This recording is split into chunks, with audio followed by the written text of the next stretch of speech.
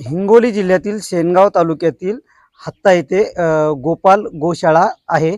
या ठिकाणी गायीच्या शेणापासून जे आहे ते बायोगॅस तयार केलेला आहे आणि अक्षरशः उत्तमपणे जो गॅस आहे ती निर्मिती झालेली आहे। आपण सध्या शेनगाव तालुक्यातील हत्ता या ठिकाणी आलेलो आहे। आपल्यासोबत चर्चा करण्यासाठी स्वतः गोपाल महाराज आहेत। आपण त्यांच्याकडून जाणून घेऊया। सर, सर्वप्रथम आपलं स्वागत आहे। आपण बायोगॅस जे आहे ते तयार केलेलं आहे।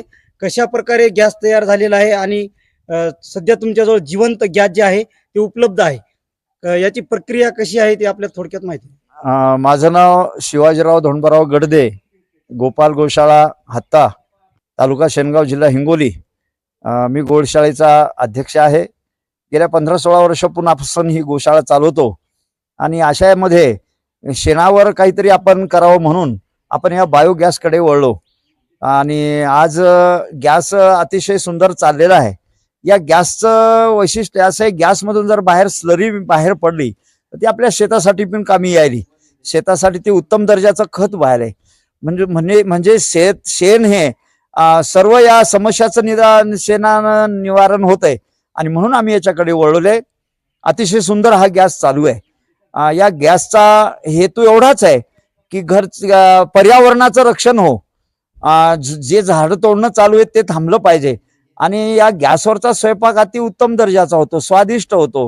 म्हणून माझी सर्व शेतकऱ्यांनी, सर्व गोशाळेवाल्यांनी, चालकांनी हा गोबर गॅस लावावा अशी ते सर्वांना नम्र विनंती आहे। हिंगोली जिल्ह्यात पहिल्यांदाच आपल्या गोशाळेवर तुमच्या बायोगॅस तयार करण्यात आलेला आहे। आता गॅस आपल्याजवळ उपलब्ध किमान किती आहे साठा? आपल्याकडे भरपूर आहे। तसा जवळपास 1000-2000 लोकांचा स्वयंपाक होईल एवढा गॅस आपल्याकडे शिल्लक आहे। आपण ज्या काही 150-200 गायी आहेत आपल्याकडे, त्या सर्वांचं शेण आपण याच्यामध्ये वापरतो। त्या शेणचा वापर असा आहे की हे सगळं मशीननं काम चालतंय, कारण मोठ्या प्रमाणात हे काम असल्यामुळं मजूरदार इथं टिकत नाही आणि म्हणून आपण सर्व मशीनवरच ते घोळण्याचं काम मशीनच करते, वर फेकण्याचं काम मशीनच करते आणि त्यामुळं ते काही जास्ती आपल्याला म्हणजे कठीण जात नाही, अवघड जात नाही आणि म्हणून गॅस हा अतिशय सुंदर उपलब्ध व्हायला आहे। माझी या गॅसमधून माझा तर असा प्लॅन आहे की घराघरामध्ये तो गॅस द्यावा। आणि दुसरी गोष्ट, आमच्या इथं 2 संस्था आहेत, शाळा आहेत, तिथे स्वयंपाक, कारण निवासी विद्यार्थी आहेत। आमच्याकडे सुद्धा गोपाल गोशाळा स्किल डेव्हलपमेंट इन्स्टिट्यूट आहे, 30 विद्यार्थी आमच्याकडे सुद्धा आहेत।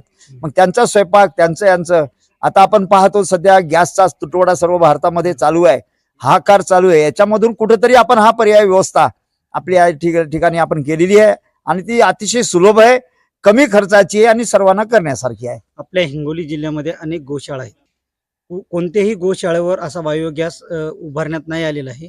आपली शासनाकडे काय मागणी असणार? आपली शासनाकडे हेच मागणी आहे की ज्या ठिकाणी पशुधन भरपूर प्रमाणात आहे त्यांनी त्या ठिकाणी हा बायोगॅस उपलब्ध करून द्यावा, आर्थिक सहाय्य द्यावं किंवा बँकेकडून त्यांना सहकार्य द्यावं। पण हा जो ऊर्जेचा जो प्रश्न आहे तो गायीच्या गोधनानंच आपला हा दूर होईल आणि याच्यातून बाहेर निघाली स्लरी आपल्या शेतीकरता खूप मोठी काम करणार आहे। म्हणजे रासायनिक खताचा जो कहर चालू आहे, अनेक बिमाऱ्या ज्या होत चाललेल्या आहेत त्या सुद्धा कुठे